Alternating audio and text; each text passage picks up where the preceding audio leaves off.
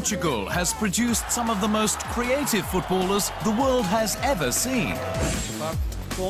And while many of them draw on their difficult upbringings in outer Portuguese neighborhoods for inspiration, some have no Portuguese upbringings to draw on at all. What unites them is the nation they play for. What divides them is the clash to see which of these flashy midfielders is better. The Brazilian Anderson Luiz de Souza, or Deco, or African-born Luis Carlos Almeida da Cunha, or Nani. Não sei.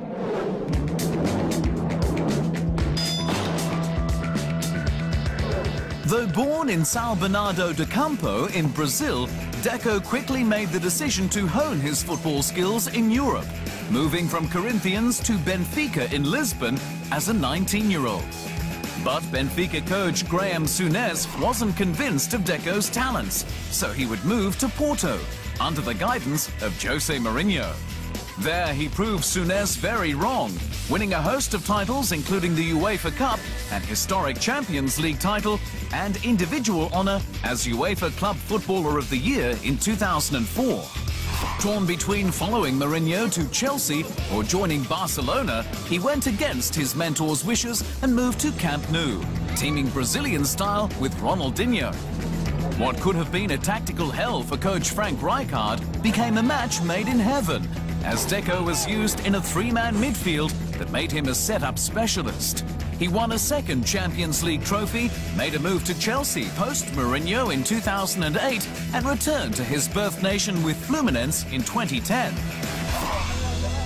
While Deco enjoyed a relatively smooth path to success, Nani's road has been filled with obstacles.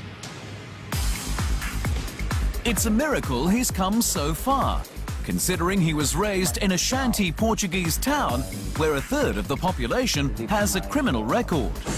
Born in the African islands of Cape Verde, his parents dragged him and his 9 siblings to live with their aunt in Santa Filomena on the outskirts of Lisbon, and then abandoned him.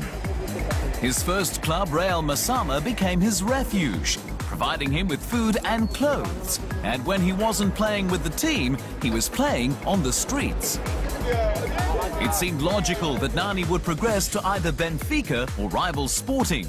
The turning point came when Massama was invited to play in an exhibition game against Benfica.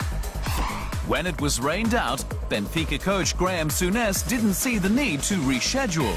Nani would take offence and ended up signing with Sporting. It was the first step to one of the greatest football stages. Nani, or the curly-haired one, moved to Manchester United in 2007, although at first he struggled to settle in. Feeling alone and unable to speak the language, he ended up living with another former Sporting star, Cristiano Ronaldo. He was expected to replace Ronaldo in 2009, but it took a heart-to-heart with legendary coach Sir Alex Ferguson before he finally delivered on his potential. With a Champions League, a FIFA Club World Cup and 4 Premier League titles, the move to Old Trafford turned out pretty well.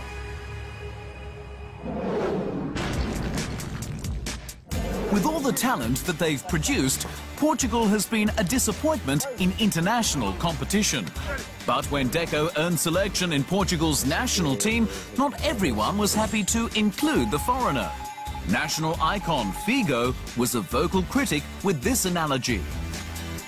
Coincidentally, Deco's first match for Portugal was against Brazil. It was his free kick that would lead the team to a 2-1 victory. He'd end his international career with 5 goals in 75 appearances. Nani was ruled out at the 2010 World Cup with a shoulder injury just days before it began. But he's been a regular since being the youngest member of the 2006 Under-21 Championship squad. And much is expected of him and his old Manchester roommate.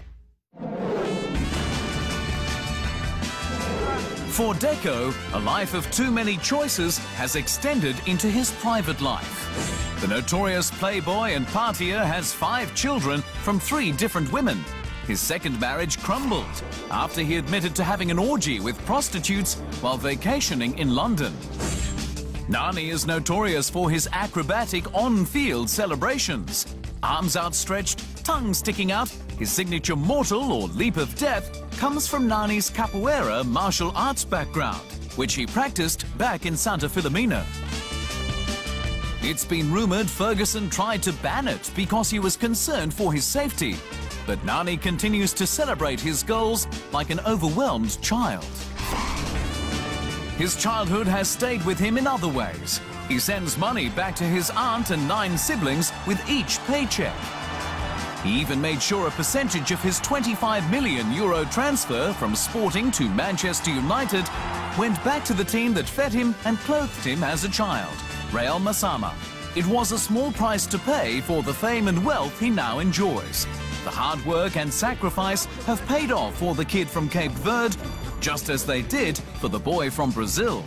Together, their story is Portuguese poetry.